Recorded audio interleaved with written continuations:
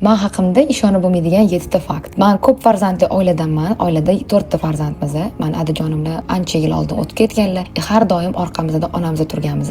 Hatto juda ko'plar ishonmaydi bu narsaga. Ikkinchi fakt, meni hech kim o'qimaydi deb o'ylaydi, lekin haligacha o'qiyman va nihoyat bu yili men Ekonomik universitetda biznes menejment fakultetini tugatdim. Va nihoyat. Uchinchi fakt, men atigi 20 yoshimda boshqa davlatga ko'chib ketganman va bu hayotimdagi birinchi marta samolyotdagi parvozim bo'lgan va chet elda birinchi martaga hayotim bo'lgan. To'rtinchi fakt, men Dubayga atigi $1000 bilan ko'chib kelganman. Hech qanaqa tanish bilishsiz, hattoki ingliz tilida gapira olmaganman. Beshinchi fakt, ingliz tilini asosan haqiqiy hayotda o'rganganman.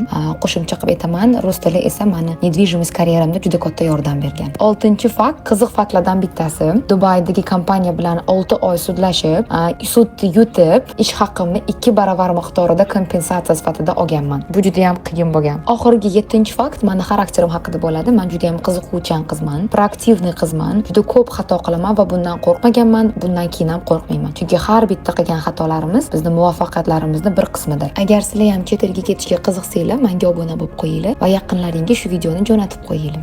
Men boshimdan o'tgan hamma narsani sizlar bilan bo'lishaman. Va o'zingizlar haqinglardagi bitta faktni kommentariyada yozib ketinglar.